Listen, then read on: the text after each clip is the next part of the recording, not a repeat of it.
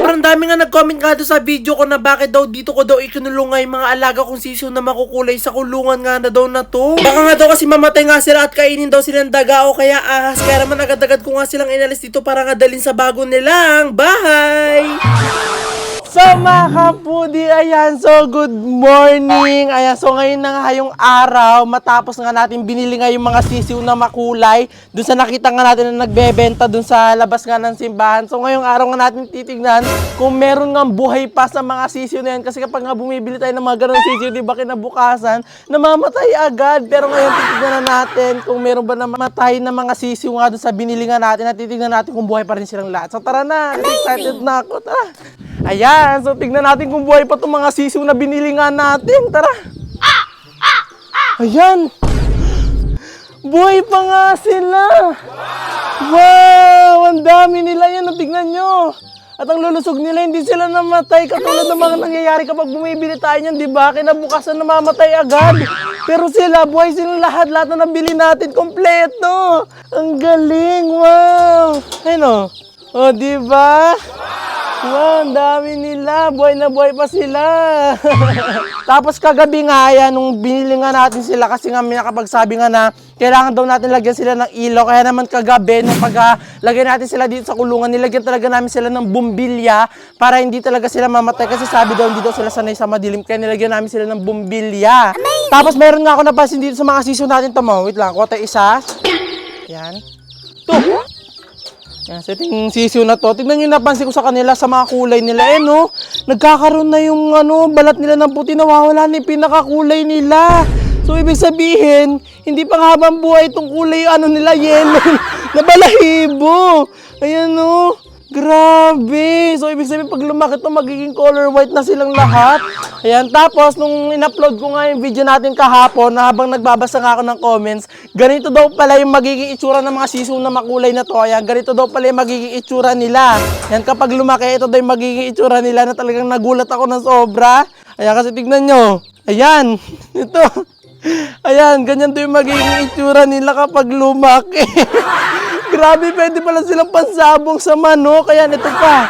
Ayan, kasi inalagaan daw nila yung ganyang sisiw. Tapos ganyan daw yung naging itsura nung lumaki. Ayan, Grabe. So, ibig sabihin itong mga sisiw na binili natin na to, ayan, itong maliliit na sisiw na yan, lalaki sila ng ganun kalaki na parang pansabong.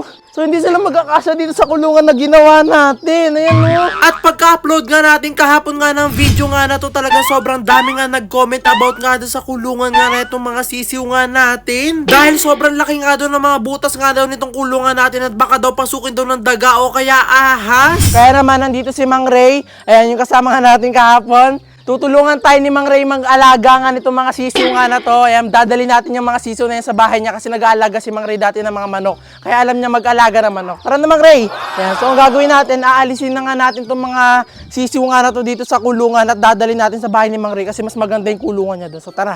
Ayan, lalagay lang namin lahat ng sisiw sa timba. Ayan, so tara na, lalagyan na natin sila dito sa timba para malipat na natin sila ng kulungan. Ayan, hello mga sisiw! Lipat na kayo sa kulungan yung iba. Ay! Yan, punta muna kayo dito sa pansamantala sa ating timba. Ayan. Ayan, so nandiyan na sila. Huwag kayo magsitalunan. Oy! Oy! Huwag nyo kainin yung sisiw. Yung mga aso. Ito ka. At ito na nga, unti-unti ko na nga nilalagay nga lahat ng sisiw nga dito sa timba. At talaga namang sobrang kulit nga nila habang hinuhuli ko nga sila kasi ayaw nga talaga nila magpahuli. Excited na nga ako malagay nga ito lahat nga ng sisiw natin sa timba. At titignan nga natin kung magkakasya nga silang lahat dito sa sobrang dami. At kahit nga pa paano talaga nagkakasya nga silang lahat nga dito sa loob nga ng timba kaso siksikan nga lang sila. Ayan. So ito na. Nailagay na natin lahat ng sisiw dito sa timba.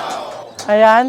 So tara na, lalagyan na natin sila sa panibago nilang kulungan kasama si Mang Ray. Let's go! At nung nailagay ko na nga lahat nga ng sisiw nga dito sa timba, agad-agad ko na rin sila dinala doon sa place nga ni Mang Ray para nga mailagay na nga itong mga sisiw nga natin sa magandang kulungan. Sobrang excited pa nga ako dito kasi talagang hindi na nga madidisgrasya pa nga itong mga sisiw ko kasi maalagaan nga sila na maayos. Yun, wow!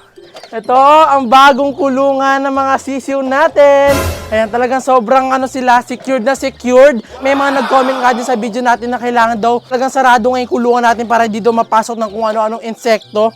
At ito na, meron silang magandang kulungan. Ayan, meron pang bumbilya sa loob na. Handa na, di ba? So tara, ilalagay na natin sila sa bago nilang kulungan. Ito na. Welcome to your new home, mga sisiw. Lahat isa-isa pa na natin sila ilagay.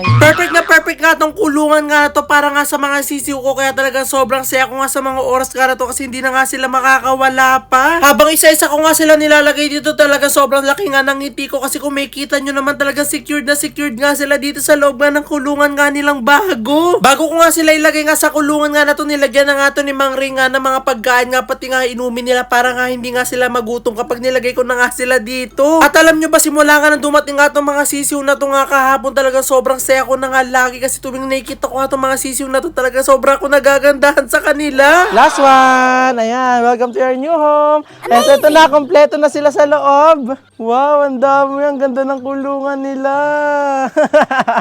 Ang cute ng mga kulay nila no? Para silang rainbow na gumagalaw na maliliit. Ayan, kasi ito na rin yung lock nila, talagang hindi na sila mapapasukan dito na sinasabi sa comment na daga, ahas, kung ano-anong insekto para mamatay sila. Yan, kaya talagang nilagay natin sila sa magandang kulungan, talagang pangsisiw. Lalagyan din natin sila ng pagkain. Kain na kayo. At ito nga may kita mo kapag nasa labas ka nga ng kulungan nga ng mga sisiw ko, tignan nyo mukha sila mga Crayola. At kahit nga paulit-ulit ko nga silang tinitignan, talagang hindi nga ako nagsasawa kasi kung makikita nyo talaga sobrang cute nga nila na parang ang mga laruan. Ayan, so dahil na nilipat na natin sila ng bagong kulungan, magka-countdown ulit tayo. Countdown, yung bibilangin ulit natin silang lahat para malaman natin kung ilan yung total na bilang nila. Itong sisiw na iba't ibang kulay. Ayan, bilangan natin. 1, 2, 3, 4, 5, 6, 7, 8, 9, 10. Ayan, hirap naman nilang bilangin lahat. Tanongin na nga lang natin si Mang Ray kasi binilang niya to. Mang Ray, ilan po lahat ng bilang po ng sisiw po natin? 31 lahat. Ha, 31 sila. Wow, 31 pala kayo. Ganun pala kayo karami. Ibig sabihin, pag lumaki kayo, 31 din kayo kalaki. 31 na piraso kayo na ganun kalalaki. Pinakita ko kaninang itsura nyo. Grabe. Ayan, sana masaya na kayo dito sa inyong bagong kulungan. Ayan. Magpalaki kayo, tapos kumain kayo lagi dyan ng marami. Amazing! So ayan, kampante na ako ngayon na safe na itong mga sisiw nga na binili natin, na papalakihin natin, na alagaan natin, mamahalin natin. At hindi na sila mamamatay dyan kasi alagaan niya ni Mang Ray. Ayan, so sasara na natin siya. Ayan, kasi napakain na rin natin sila. Kaya kailangan na natin silang isara at magpaalam na. Kasi malapit lang naman ito sa bahay namin. Pupuntahan ko to kapag nga gusto ko sila makita. So itong mga sisiw nga natin na to, ayan, hindi lang silang nakapwesto dito sa kulungan nga natin na pinaglipatan nga nila. Meron silang kasama dito or meron silang kapitbahay.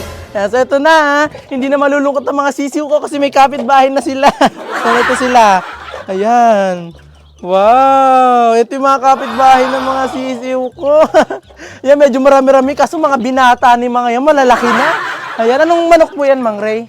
Mga native lang. Ah, mga native. So, itong mga sisiw nga natin, ayan, itong mga sisiw natin, meron silang kapitbahay dito, mga native na manok na medyo malalaki na. Ayan, mag-dismissan kayo dyan kapag wala kayong magawa, ah. Ayan, so ito na. Bye-bye mga sisiw. Ayan, sagrado na tong ano nila. Itong kulungan nila, hindi na sila makakatakas dito. Ayan. Sige na, bye-bye na mga sisiw na makulay, na parang rainbow. Bibisitahin ko na lang kayo dyan.